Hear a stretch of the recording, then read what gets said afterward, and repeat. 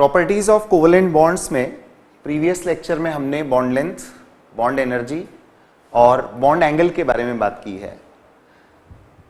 I am expecting कि आपने bond angle को लेकर और उससे पहले शेप्स ऑफ मॉलिक्यूल्स को लेकर एक अच्छी प्रैक्टिस कर ली होगी, और इस प्रैक्टिस के बाद में एक प्रॉपर्टी को अब हम और कनेक्ट करने जा रहे हैं, and that is polar and non polar nature of the covalent bonds and molecules.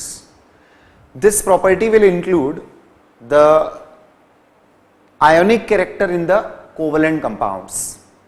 Recall करिए, जब हमने आयोनिक बॉन्डिंग पढ़ा था तो वहां पर हमने covalent character of the ionic compounds के बारे में बात की थी पोलराइजेशन फेनोमेना के बेसिस पर। फजान्स रूल्स, पोलराइजेशन, ये आयोनिक कंपाउंड्स की कैटेगरी में कोवेलेंट प्रॉपर्टीज के बारे में एक्सप्लेनेशन का फेनोमेना था, पोलराइजेशन। और अब जिस टॉपिक के बारे में मैं बात करने जा रहा हूं, ये कोवेलेंट कंपाउंड्स की कैटेगरी के बारे में बात हो रही है, और इन कोवेलेंट कंपाउंड्स की कैटेगरी में आयोनिक कैरेक्टर किस तरह से होता है या कितना परसेंट होता है, उसकी क्या कंडीशंस होती हैं, हम इसके बारे में बात करने वाले हैं। So the topic which we are starting right now is about polar and non polar covalent molecules. Polar and non polar covalent molecules, इस टॉपिक में हम सबसे पहले covalent bond between the two atoms को लेकर कुछ जनरल बातें देखते हैं। आप एक दो एग्जाम्पल्स के साथ में इस बात को समझिए। जैसे मैंने लिया हाइड्रोजन मॉलिक्यूल, क्लोरीन मॉलिक्यूल और HCl मॉलिक्यूल। यहां पर जो फर्स्ट टू एग्जाम्पल्स मैंने मेंशन किए हैं, ये होमोन्यूक्लियर डायटोमिक मॉलिक्यूल्स के एग्जाम्पल्स हैं। I repeat the term, homonuclear diatomic molecules. Diatomic मतलब two atoms are present in the molecule, दो एटम वाले मॉलिक्यूल्स हैं। होमोन्यूक्लियर मतलब जिन मॉलिक्यूल में न्यूक्लाई आइडेंटिकल है, या कहिए सिंपली कि आइडेंटिकल एटम से जब टू एटम्स वाला एक मॉलिक्यूल फॉर्म होता है तो वहां पर सिचुएशन क्या होती है।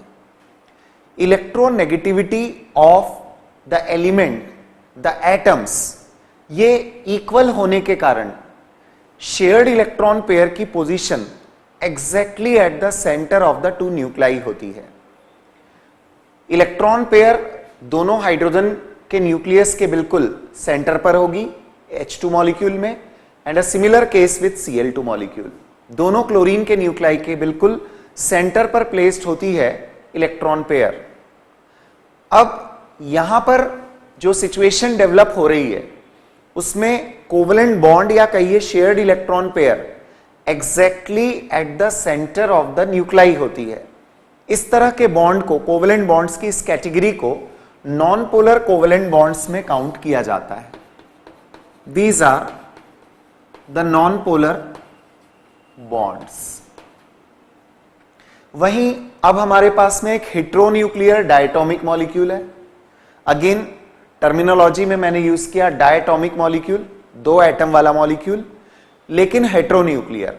हेट्रोन्यूक्लियर मतलब दोनों न्यूक्लाई डिफरेंट हैं एक दूसरे से, दो डिफरेंट एलिमेंट्स के एटम्स यहां पर प्रेजेंट हैं। इलेक्ट्रॉन खींचने की ताकत, शेयर्ड इलेक्ट्रॉन पेयर को अपनी ओर विड्रॉ करने की capacity, that is different for the two atoms. यदि ये डिफरेंट है तो just in this particular example बताइए कौन सा एलिमेंट मोर इलेक्ट्रोनेगेटिव है। Of course chlorine, halogen is more electronegative.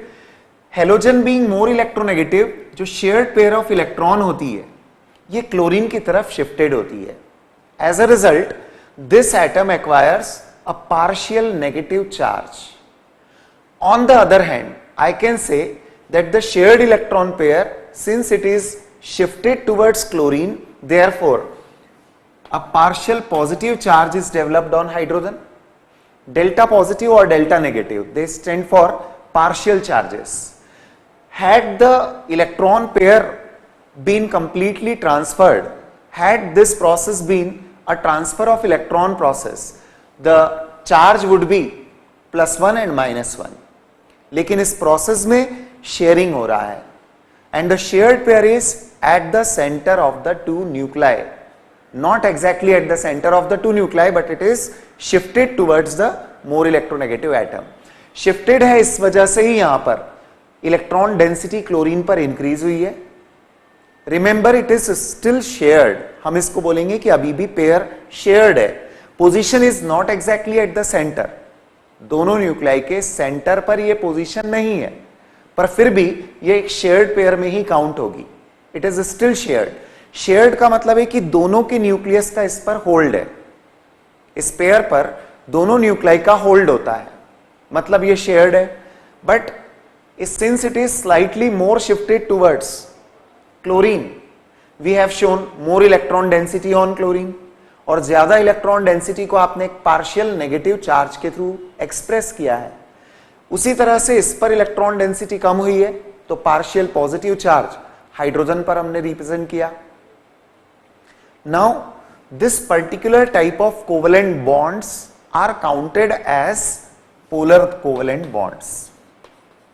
This is polar covalent bonds. This is the category of polar covalent bond. ये non polar bonds के example थे, ये polar covalent bond का example है. अब इस polarity को या non polar nature of the bond या मॉलिक्यूल को मेजर करने का क्राइटेरिया क्या होगा? The property which measures polarity in the covalent bonds and the molecules is called as dipole moment. This property is called as dipole moment. mu से represent किया जाता है. So listen once again, remember once again, dipole moment क्या है? It is the property which measures the polar nature of covalent bonds and the molecules. ये covalent bonds और covalent molecules में polarity को मेजर करने की प्रॉपर्टी होती है dipole moment. Now it is defined as simply the product of magnitude of charge and the distance between two oppositely charged atoms. I repeat the definition, I write it. Dipole moment is defined as the product of magnitude of charge, the product of magnitude of charge. You know it well कि जितना positive charge hydrogen पर है उतना ही negative charge chlorine पर है, यानी sign are opposite but the magnitude of charge on either atoms is same. So I can write the product of magnitude of charge positive और negative and the distance between two oppositely charged atoms. Two oppositely charged atoms. It is the product of magnitude of charge and the distance between two oppositely charged atoms. एक point को हमें और clarify करना चाहिए. Distance between two oppositely charge atoms का क्या मतलब? Friends, distance between two oppositely charged atoms का मतलब है इंटरन्यूक्लियर डिस्टेंस. और इंटरन्यूक्लियर डिस्टेंस क्या होती है? इंटरन्यूक्लियर डिस्टेंस को ही तो हम बॉन्ड लेंथ बोलते हैं. So we can also call it bond length. इस तरह से डाइपोल मोमेंट का फॉर्मूला E इंटू डी इस फॉर्म में दिया जाना चाहिए, where E stands for the magnitude of charge and D stands for the distance between two oppositely charged atoms. Right? Now one more thing should be noticed here. Dipole moment का जब हम measurement करेंगे तो dipole moment में charge और distance, इनकी units जैसे usually हम फॉलो करते हैं, चार्ज को यदि हम सीजीएस सिस्टम में एक्सप्रेस करेंगे तो ESU इलेक्ट्रोस्टैटिक यूनिट्स में इसको एक्सप्रेस किया जाता है, डिस्टेंस हम सेंटीमीटर में एक्सप्रेस करेंगे, तो डायपोल मोमेंट की यूनिट होना चाहिए ESU सेंटीमीटर। लेकिन आप जानते हैं कि यहां पर चार्ज जो इलेक्ट्रॉन है वो ट्रांसफर नहीं हुआ है, मतलब ये चार्ज भी पार्शियल चार्ज है। Since the charge is a partial charge, so the magnitude of charge is very less. Distance भी आप जानते हैं, बॉन्ड की लेंथ या इंटरन्यूक्लियर डिस्टेंस ये तो बहुत कम होती है। तो जब हम डायपोल मोमेंट को ESU सेंटीमीटर में एक्सप्रेस करेंगे तो value will be very small, inconvenient. इसलिए जो हम फंडामेंटल यूनिट यूज करते हैं to express the dipole moment, वो फंडामेंटल यूनिट होती है dBi। dBi, dipole moment is expressed in dBi units, और इसका रिलेशनशिप होता है 10 to the power -18 ESU centimetre is 1 dBi। तो डायपोल मोमेंट को आप, क्योंकि ESU सेंटीमीटर में ये बहुत छोटी वैल्यू होती है, ये value is of the order 10 to the power -18 होती है ESU सेंटीमीटर में एक्सप्रेस किया जाए तो, इसलिए it is preferred to be expressed in the dBi unit. So dBi is the actually fundamental unit for the expression of dipole moment. One more point is to be added here. Dipole moment एक vector quantity होती है। Dipole moment is a vector quantity, मतलब यहां पर direction का भी importance होगा। Direction का इंपॉर्टेंस कहां कैसे होगा इस बात को मैं अभी एग्जाम्पल के थ्रू भी आपको बताऊंगा, but before coming to that एक छोटा सा कंक्लूजन हम निकाल के यहां पर पहले बात करें कि यदि डायपोल मोमेंट में डायरेक्शनल कैरेक्टर होता है, डायरेक्शनल नेचर होता है, वेक्टर क्वांटिटी होती है यदि डायपोल मोमेंट, तो इसके डायरेक्शन को लेकर देखा जाए, यूजुअली कोवलेंट मॉलिक्यूल्स में जो डायरेक्शन ऑफ डायपोल होता है it is shown towards the more electronegative atom. तो जैसे मैं HCl की बात कर रहा हूं तो यहां पर डायरेक्शन टुवर्ड्स क्लोरीन हमें इंडिकेट करना होगा डायपोल का। अब जैसे कि मैंने कहा कि इसका सिग्निफिकेंस हमें रिलेट करना है, डायपोल मोमेंट जो आपने बताई कि एक प्रॉपर्टी जिससे आप पोलैरिटी को मेजर करने जा रहे हैं। अब एक दो स्टेटमेंट्स पर और कॉन्सेंट्रेट करिए। पोलैरिटी का मेजरमेंट आपको करना है यदि आप किसी डायटोमिक मॉलिक्यूल की बात कर रहे हैं, diatomic molecule, the molecule consisting of 2 atoms. यदि आप डायटोमिक मॉलिक्यूल की बात कर रहे हैं तो उस मॉलिक्यूल का डायपोल मोमेंट बॉन्ड के डायपोल मोमेंट के इक्वल ही कहा जाएगा, because there is only one bond in the molecule, और उस बॉन्ड की पोलैरिटी को ही, उस बॉन्ड के डायपोल मोमेंट को ही आप मॉलिक्यूल का डायपोल मोमेंट कहेंगे। But just think about the polyatomic molecules. Polyatomic molecules जो मैंने टर्म यूज की है, it's very simple to understand. Poly for many, polyatomic molecules, the molecule consisting of many atoms. यहां polyatomic से खासतौर पर हम बोलना चाहते हैं more than 2 atoms, they may be 3, 4, 5 whatever. But जब मोर देन 2 एटम्स की बात होती है तो वहां पर डायपोल मोमेंट का और पोलैरिटी का मेजरमेंट कैसे होगा। I take an example to understand this thing. जो मैंने कहा है उसको समझते हैं with the help of one example. You know it well that carbon dioxide and water, these are the 2 different compounds जिनके मॉलिक्यूल में 3 एटम्स प्रेजेंट हैं। मतलब मैं इसको कैटेगराइज कर रहा हूं ट्राई एटॉमिक मॉलिक्यूल में।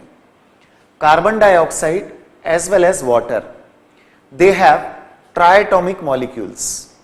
जब इनके मॉलिक्यूल 3 एटम से कंसिस्ट होते हैं और वो 3 एटम्स में डिफरेंस ऑफ इलेक्ट्रोनेगेटिविटी है, सेंट्रल एटम और ऑक्सीजन। यहां सेंट्रल एटम ऑक्सीजन है और उसके साथ bonded hydrogen, they have a difference of electronegativity. ये हेटेरोन्यूक्लियर है। क्योंकि ये हेटेरोन्यूक्लियर है इसलिए जो इनके इंडिविजुअल बॉन्ड्स होंगे उनमें पोलर कैरेक्टर डेवलप होगा। वही शेयर्ड पेयर बीच में नहीं रहेगी, it will be shifted slightly more towards the electronegative atom, more electronegative atom. So when I talk about carbon dioxide, the pairs would be shifted towards oxygen. When I talk about H2O, once again the shared pairs will be shifted towards oxygen, they will be away from hydrogen. Finally दोनों में bond की polarity आएगी। Carbon dioxide में CO bond polar होगा, H2O में hydrogen oxygen bond polar होगा। लेकिन जब हम डाइपोल मोमेंट का मेजरमेंट करेंगे, net polarity of the molecule observe करेंगे, तो सिचुएशन दोनों में बहुत डिफरेंट होंगी। दोनों में इस तरह से डिफरेंट होंगी कि यदि आप शेप्स ऑफ मॉलिक्यूल से अपना कंक्लूजन निकालकर CO2 को एक बार ऑब्जर्व करेंगे, आप अपने तरीके से हाइब्रिडाइजेशन ऑफ कार्बन निकालिए, shape of the CO2 molecule निकालिए। वही अपना तरीका लगाकर आप H2O में हाइब्रिडाइजेशन ऑफ ऑक्सीजन निकालिए, shape of the molecule decide करिए, लोन पेयर एंड ऑल जो आपका तरीका होता है। CO2 में आप ऑब्जर्व करेंगे कि CO2 मॉलिक्यूल की ज्योमेट्री लीनियर है, carbon bonded with oxygen, linearly placed होते हैं कार्बन और ऑक्सीजन। H2O में जब आप शेप देखेंगे तो H2O is a V shaped molecule, जिसको आपने बेंट स्ट्रक्चर भी बोला था। तो वी शेप्ड बेंट या कहिए नॉन लीनियर स्ट्रक्चर के कारण इसका नॉन लीनियर स्ट्रक्चर आता है, वी शेप्ड होता है, क्योंकि यहां oxygen sp3 hybrid with 2 lone pairs होता है। ये वी शेप्ड मॉलिक्यूल है, स्ट्रक्चर यहां लीनियर है, यहां वी शेप्ड है। इसकी वजह से क्या डिफरेंस क्रिएट हो रहा है? Do not forget the thing, मैंने कहा था कि यहां CO बॉन्ड भी पोलर है, यहां OH बॉन्ड भी पोलर है। बट जब हम नेट पोलैरिटी की बात करने जाते हैं, dipole moment as a vector quantity लेकर resultant dipole moment of the individual vectors की बात करते हैं, तो सिचुएशन आपके सामने है, बहुत सिंपल है। Linear molecule two exactly opposite dipole moment values, dipole moment same magnitude opposite direction के साथ में होगा, इसलिए यहां पर रिजल्टेंट वैल्यू 0 होगी। Since the resultant value of dipole moment is 0, ये मॉलिक्यूल नॉन पोलर होगा। आइए बात करें H2O की। H2O वी शेप्ड है, direction towards more electronegative atom बताते हुए मैंने कंसीडर किया कि 2 यहां पर इंडिविजुअल डाइपोल मोमेंट वैल्यूज होंगी, पर जो 2 इंडिविजुअल डाइपोल मोमेंट वैल्यूज हैं ये इक्वल इन मैग्नीट्यूड है, but not exactly opposite in direction. Since they are not exactly opposite in direction, the resultant value doesn't come to be 0. इस बार ये value non zero value होती है। Dipole moment इस बार 0 नहीं होता, और जहां डाइपोल मोमेंट 0 नहीं होता वे मॉलिक्यूल्स पोलर कोवेलेंट मॉलिक्यूल्स की कैटेगरी में आते हैं। आई एम श्योर कि अब आप मैं जो स्टेटमेंट बोलने जा रहा हूं उसको बहुत अच्छे से एनालाइज कर पाएंगे। स्टेटमेंट केयरफुली सुनिए और एनालाइज करिए। For diatomic molecules the dipole moment of bond is equal to the dipole moment of the molecule. For polyatomic molecules the dipole moment of molecule is actually the vector sum of the dipole moments of individual bonds. I hope ये 2 statements clear हैं। I can repeat. I am repeating. For the diatomic molecules, the dipole moment of a molecule is equal to the dipole moment of the bond present in it. And for the polyatomic molecules, the dipole moment of the molecule is vector sum of the dipole moment of its individual bonds. Is it all right? अब और अगले statements पर आप concentrate करिए। I am sure again कि इतनी चीजें समझने के बाद आप इन स्टेटमेंट्स को इजीली एनालाइज कर पाएंगे, अंडरस्टैंड कर पाएंगे। For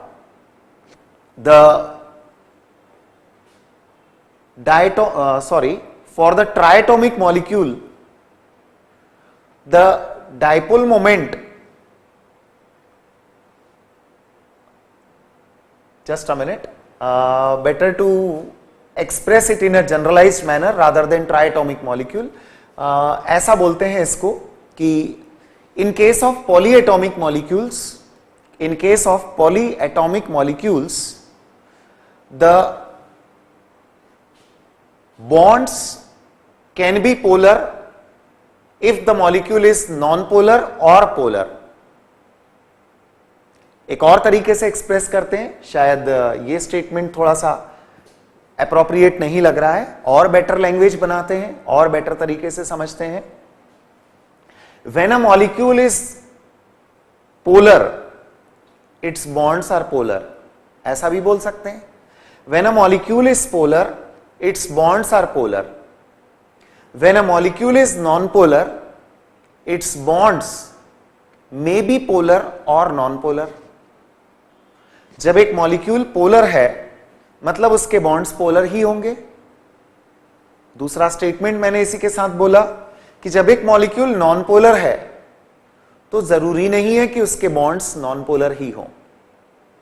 for a non polar molecules the bonds may be polar, उसके बॉन्ड्स पोलर हो सकते हैं, और हमारे सामने एग्जाम्पल्स भी हैं। Large number of applications are possible on these concepts. मैं आपको सबसे पहले जो क्वेश्चंस की बात होती है तो एक एलिमेंट्री लेवल की बात करता हूं आपसे कि एक एलिमेंट्री लेवल पर क्या क्वेश्चंस आते हैं और उनको कैसे डील करना चाहिए। एलिमेंट्री लेवल पर क्वेश्चन आपसे यह पूछा जाता है कि which of the following molecule is polar, which of the following molecule is non-polar, which is an example of polar covalent compound, which is an example of non-polar covalent compound. This type of questions may be there.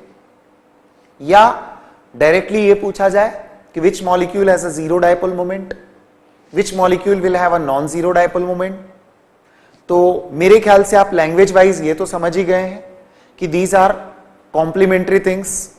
या तो आप dipole moment zero बोल दें, या फिर आप बोले non polar, या फिर आपने कहा है पोलर मतलब डायपोल मोमेंट जीरो नहीं होगा।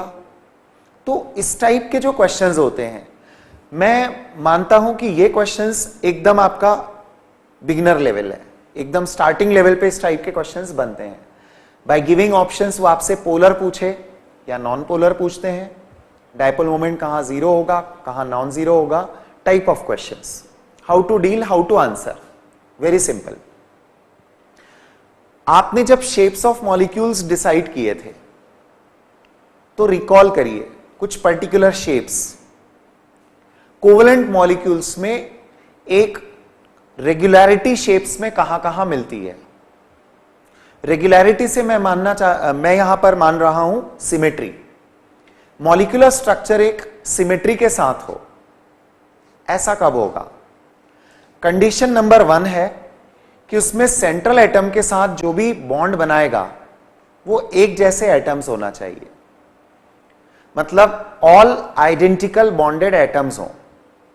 सेंट्रल एटम के साथ बॉन्ड बनाने वाले ऑल आइडेंटिकल एटम्स हो, कंडीशन नंबर 1। कंडीशन नंबर 2, उनका अरेंजमेंट रेगुलर और सिमेट्रिकल हो। एक बार रिकॉल करते हैं, मॉलिक्यूलर ज्योमेट्रीज में कौन कौन से सिमेट्रिकल रेगुलर ज्योमेट्रीज होती हैं? Linear, triangular planar, tetrahedral, square planar. मैं यहां पर स्क्वायर प्लानर भी ले रहा हूं, जबकि सिंपल कोवलेंट मॉलिक्यूल्स की लिस्ट में स्क्वायर प्लानर ज्योमेट्री हमने एक केस में बताई है जो उधर DsP2 हाइब्रिडाइजेशन से रिलेटेड होती है, लेकिन हमने जो केस बताया उसमें sp3d2 विथ 2 लोन पेयर्स हो तो ज्योमेट्री स्क्वायर प्लानर होती है। तो मैं इवन स्क्वायर प्लानर ज्योमेट्री को भी रेगुलर सिमेट्रिकल स्ट्रक्चर में काउंट कर रहा हूं। यहां बात लोन पेयर से कनेक्टेड नहीं हो रही है, बात हो रही है कि जो मॉलिक्यूलर स्ट्रक्चर हो उसमें सिमेट्री हो। तो सिमेट्री कहां कहां हो सकती है? I repeat, linear, triangular planar, tetrahedral, square planar, trigonal bipyramidal, then octahedral and pentagonal bipyramidal. These many structures will always have a symmetrical arrangement of the bonded atoms, and if the bonded atoms of the central atom are all identical, then definitely the molecule will be a non-polar molecule with zero dipole moment. मैं condition repeat कर देता हूं क्योंकि ये first level topic को जहां से आगे बढ़ाना है, एडवांस लेवल तक जाना है, उसके लिए रिक्वायर्ड है। सबसे पहला आपको हर्डल तो यही क्रॉस करना पड़ता है। सबसे पहला हर्डल आपको क्रॉस करना पड़ेगा कि गिवन एग्जांपल्स में आप पोलर नॉन पोलर आइडेंटिफाई कर पाए। So what I have said, मैं रिपीट करता हूं,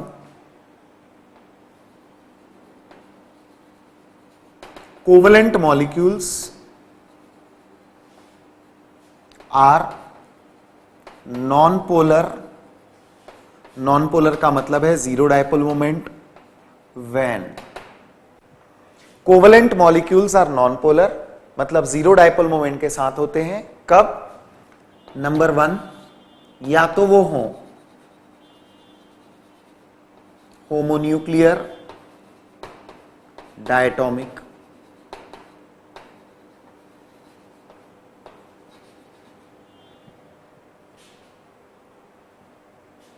When the molecule is homonuclear diatomic, language का एकदम कनेक्शन नहीं बन रहा है पर टॉपिक अंडरस्टैंडिंग लेवल पर आई थिंक ओके होगा। Covalent molecules are non polar when the molecules are homonuclear and diatomic, right? Now the second thing is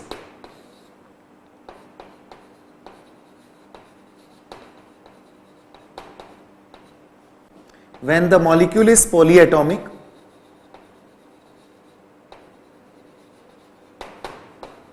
with all identical bonded atoms and a regular shape. यहां regular shape से हम कहना चाहते हैं the geometries like linear, triangular planar, tetrahedral, square planar, trigonal bipyramidal, octahedral and pentagonal bipyramidal. For these many cases the dipole moment will be zero. आप चीजों को बड़े आसानी से अब कनेक्टिविटी बनाकर भी देख सकते हैं। आपने VBT के बेसिस पर हाइब्रिडाइजेशन पढ़ा, उससे shapes of molecules on the basis of hybridization table आपके पास में है जिसमें आपने सभी कंडीशंस को देख लिया था कि लोन पेयर के साथ साथ क्या क्या कंडीशंस बनती है, लोन पेयर ना होने पर क्या होगा। यहां पर एक चीज जरूर नोटिस करिए आप कि जो हमने टेबल में शेप्स कंसीडर किए थे उसमें लोन पेयर के साथ sp3d with 3 lone pairs linear geometry, sp3d2 with 2 lone pairs square planar geometry. मैं लोन पेयर की बात नहीं कर रहा हूं, मैं उन पर्टिकुलर ज्योमेट्रीज की बात कर रहा हूं कि चाहे कोई भी हाइब्रिडाइजेशन हो, लोन पेयर जितनी भी है, यदि मॉलिक्यूल में सिमेट्री मेंटेन्ड है, लीनियर, स्क्वायर प्लानर, इररिस्पेक्टिव कि वहां पर लोन पेयर है, लोन पेयर भी यदि सिमेट्रिकली अरेंज्ड है तो symmetrical arrangement of lone pair and the symmetrical arrangement of the bonded items, ये पोलैरिटी अलाउ नहीं करेगा। तो आई जस्ट वांट टू से कि आप कनेक्टिविटी कैसे बना रहे हैं। VBT आपने पढ़ा, हाइब्रिडाइजेशन का कंसेप्ट उससे कनेक्ट किया, शेप्स ऑफ मॉलिक्यूल्स अब आप निकालना जानते हैं, और शेप्स ऑफ मॉलिक्यूल्स यदि आपको पता है, if you are able to determine, तो फिर फर्दर डायपोल मोमेंट और पोलैरिटी से आप उसको कनेक्ट कर सकते हैं। क्योंकि हमारा सिंपली कंक्लूजन है कि यदि एक पॉलीएटॉमिक मॉलिक्यूल है और उसमें सेंट्रल एटम के साथ बॉन्ड बनाने वाले सारे आइडेंटिकल एटम्स हों विथ अ रेगुलर शेप, तो रेगुलर शेप मतलब जो मैंने काउंट करवाया, तो आप इजीली रिकॉग्नाइज करेंगे कि वो नॉन पोलर कंडीशन होगी, molecule will be non polar. In all other cases, मतलब इनमें से कोई भी एक कंडीशन भी यदि डिस्टर्ब हो जाती है एटलीस्ट, तो भी मॉलिक्यूल में पोलैरिटी क्रिएट हो जाएगी। Covalent compound of polar nature वो काउंट होगा। I take a few examples, मैं आपको कुछ चीजें बताता हूं, एग्जांपल से आप इसे और अच्छे से समझ पाएंगे। Friends, if I talk about the compounds like methane, carbon tetrachloride, PCl5, SF6, BF3, XCF2, XCF4, etcetera, ये पूरी लिस्ट जो आप देख रहे हैं ये non polar covalent molecules and compounds की लिस्ट है। They have a non polar nature, इनका नॉन पोलर नेचर है। ये पोलर नहीं है, क्यों नहीं है? एक बार सभी के शेप्स और सेंट्रल एटम से जुड़े हुए एटम्स पर कॉन्सेंट्रेट करिए। सेंट्रल एटम ने सभी एक जैसे एटम से बॉन्डिंग किया है, कंडीशन नंबर 1 थी अपनी, और geometry of methane molecule is tetrahedral. Carbon tetrachloride, central atom के साथ सभी आइडेंटिकल बॉन्डेड एटम्स हैं, all 4 atoms are chlorine, so it is again tetrahedral molecule with all identical bonded atoms, zero dipole moment. क्योंकि इस case में क्या होगा, that symmetry, vector addition को आप सोचिए, vectors you know, vector addition को जब आप देखते हैं तो यहां 3 बॉन्ड्स का रिजल्टेंट 4th के equal in magnitude and opposite in direction होगा, so that way the resultant value comes 0। PCl5, trigonal bipyramidal geometry, symmetrical orientation, सारे एटम्स सिमेट्रिकली अरेंज्ड हैं, सेंट्रल एटम के साथ जुड़े हुए सभी एटम्स एक जैसे भी हैं, dipole moment is 0। Octahedral geometry, all atoms are fluorine.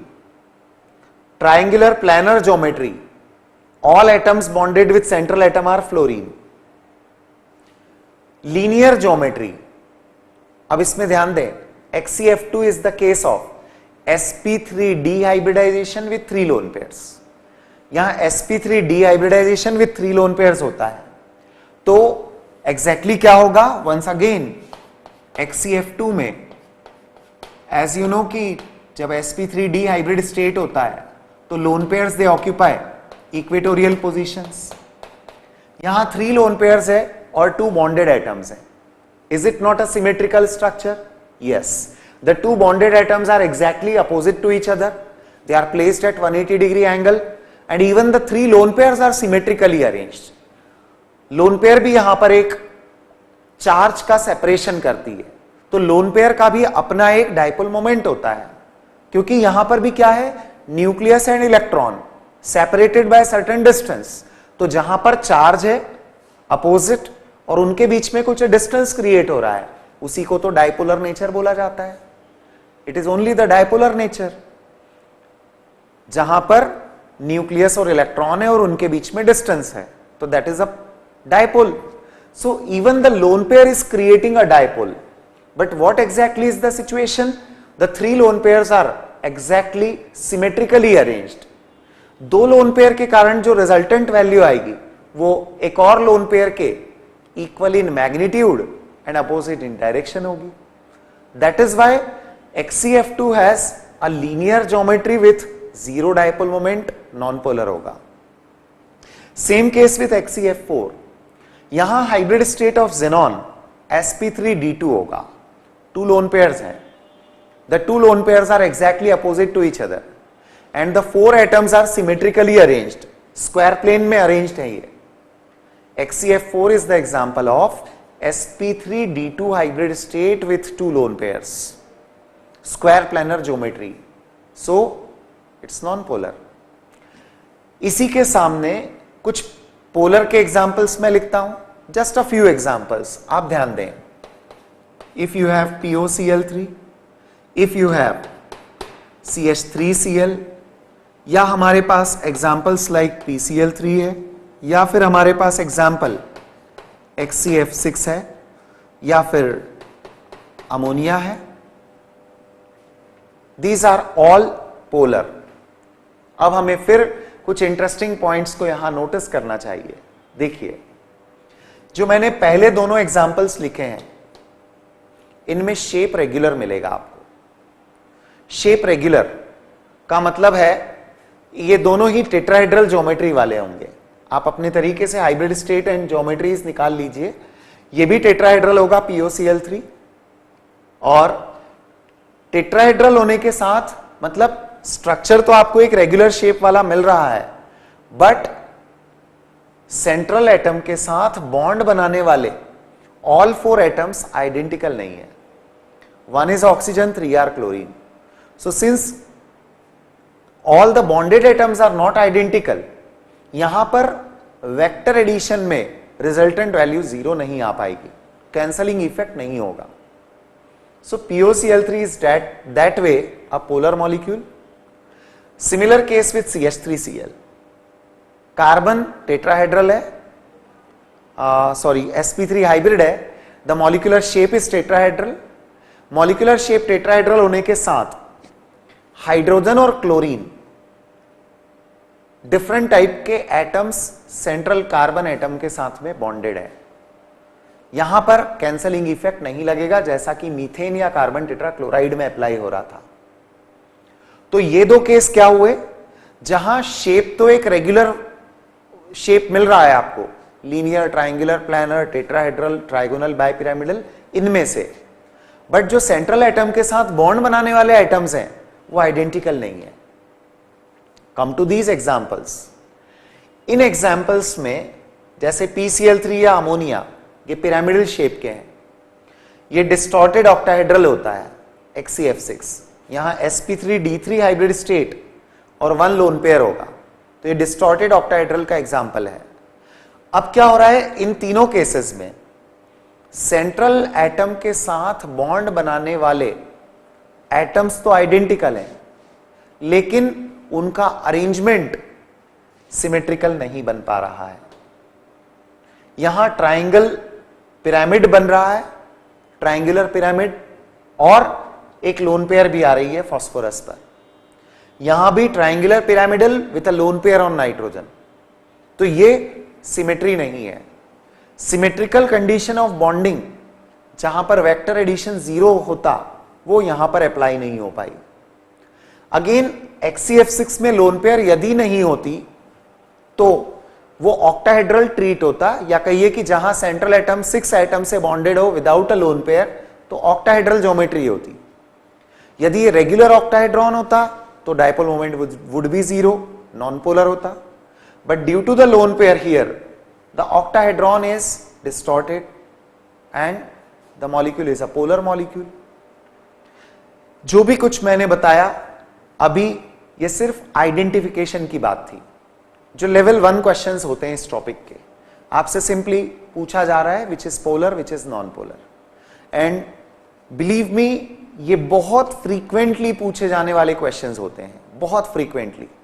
Previous year questions आप देखेंगे, number of times at all different levels this kind of questions were asked. हां, बिसाइड्स दीज कई और क्वेश्चंस भी फ्रेम हो सकते हैं। तो और क्या लेवल हो सकता है क्वेश्चंस का, और क्या चीजें बन सकती हैं, I would like to share a few examples and a few things. आइए देखें।